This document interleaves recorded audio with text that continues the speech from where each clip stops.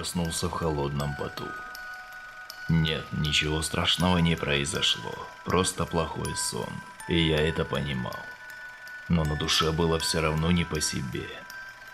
Родители уехали на дачу, а я, не пожелав поехать с ними, остался дома. Я всегда чувствовал себя очень комфортно в одиночестве, но не в этот раз.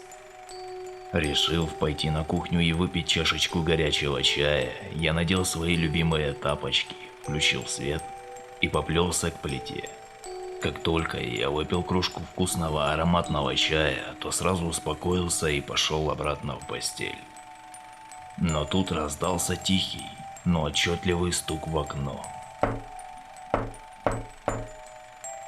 Сон как рукой сняло, через минуту снова. Я испугался не на шутку. О том, чтобы отодвинуть шторку и выглянуть в окно, не было и речи. Меня охватила паника.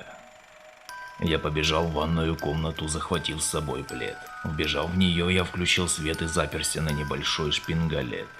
Сев на пол, я немного отдышался и стал судорожно обшаривать глазами стены. Мой взгляд остановился на маленькой форточке под потолком. Тут снова раздался стук. Это повторялось снова и снова, а я сидел на полу, обхватив голову руками. Думал только об одном. Оставь меня в покое. Под утро это закончилось. Я не заметил, как уснул.